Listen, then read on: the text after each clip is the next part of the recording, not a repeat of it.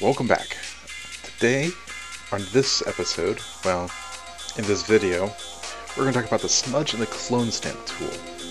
More specifically, how we can use it to fix broken prims, which we all have encountered at one point or another, and if you haven't, you are very lucky, and I hope you run into it very soon.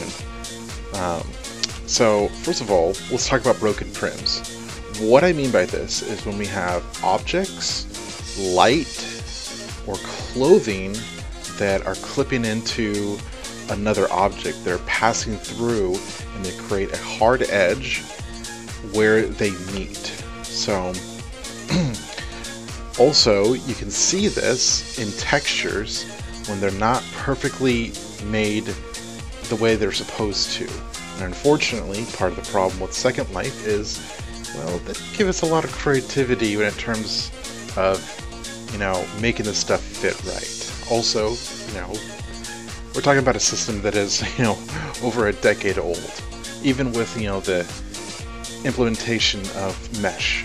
So let's get into this real quick here. This is really not going to take that long. So the first thing I'm going to talk about is the smudge tool. The smudge tool does exactly what it says. It smudges things. And depending on how big of a document you're working on, it will seriously take up your system resources like there is no tomorrow. As you can see here, I can't even do anything while it's processing my one stroke brush here. So, as you can see, what's happening here is very similar to the liquify tool, except unlike the liquify tool, this also blurs the pixels as it moves. Now I'm going to zoom in here so this will be a little faster. Bring my brush size down. And I'm going to turn my strength all the way up. And what this does is it just makes it stronger. So if I click and hold right in the center of the lips here, that center of the lips is always going to be there no matter where I move it. Ooh, kind of creepy. If I turn my strength down, well, you guessed it, it won't pull as many pixels as it was. Now, this can be useful for a lot of different things. I do want to point out that you can smudge all your layers, and you can do finger painting, which includes your foreground color. I honestly never use these for various reasons, but I also want to point out that the smudge tool is destructive, so there is no going back from this. So work in layers, people.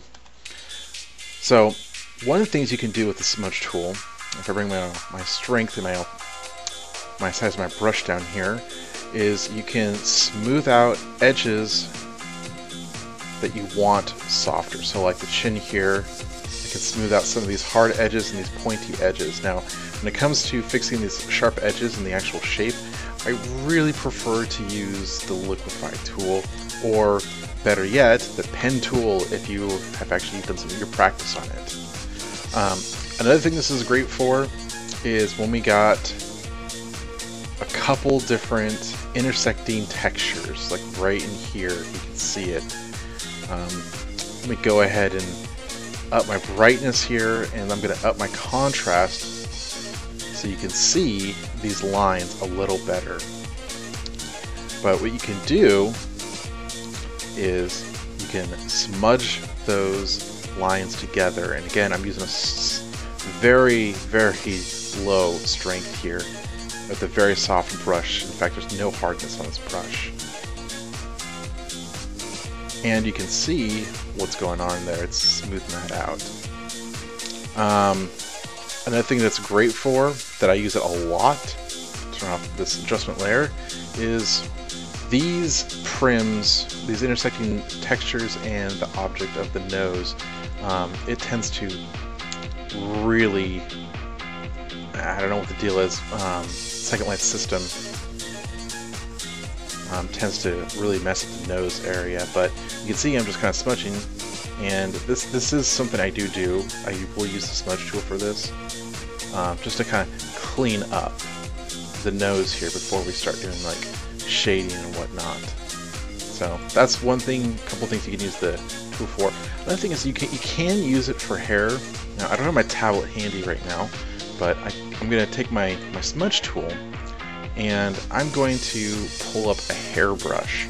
So we got like a brush here that's made for hair, and I'm going to turn my strength all the way up here and turn on this. And you can see I'm just kind of pulling out new strands there. Now this is an extreme example. I would never ever go this strong with the smudge tool. 100% is really strong. I'd probably maybe go to 50%, and I would definitely go smaller for hair, because when you go smaller for hair, the lower strength, right, you can even go back up here, you can get these nice wisps really easy. And also, if you're going to be repainting hair, it's really easy to smooth the hair out. And we will be talking about repainting hair. I'm probably not going to repaint this hair because I'm starting to get a little tired of this image. No offense, Cat. But I want to finish it up and do something else. Or you can use one of your pictures. If you'd like to, just get in contact with me, leave a comment, and we can use your image. No problem. You get an edited image out of it. Okay, so that's the smudge tool.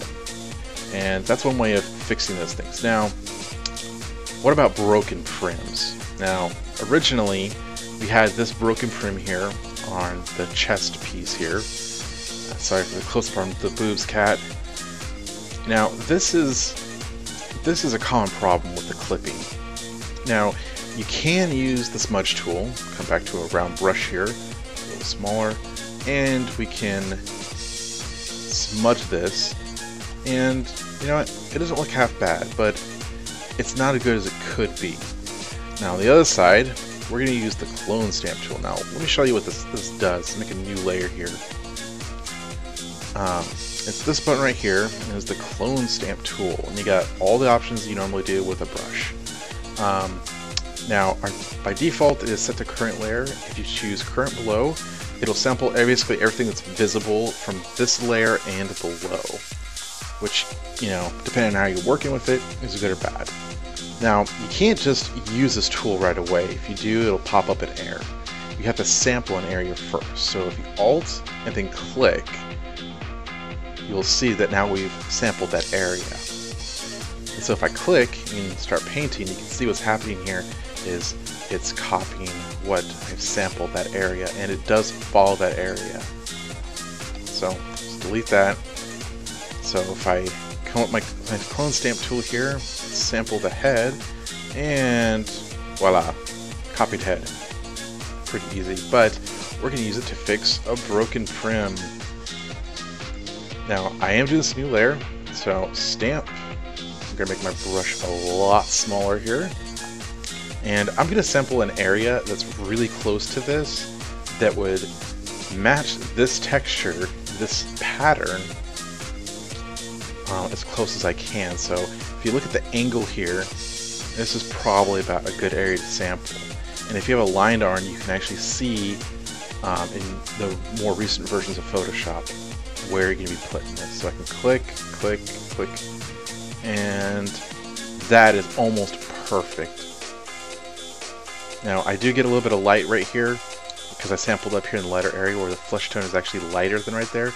But I mean, you can just come back in and you could mask that out, or, you know, use whatever method you'd like.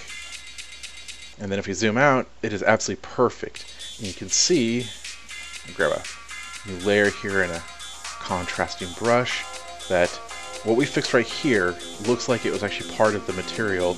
But right here, it is fixed, but you really can tell it's kind of blurred. So that is the smudge and the clone stamp tool. Super easy. Like, comment, and subscribe. You know the drill. Thanks.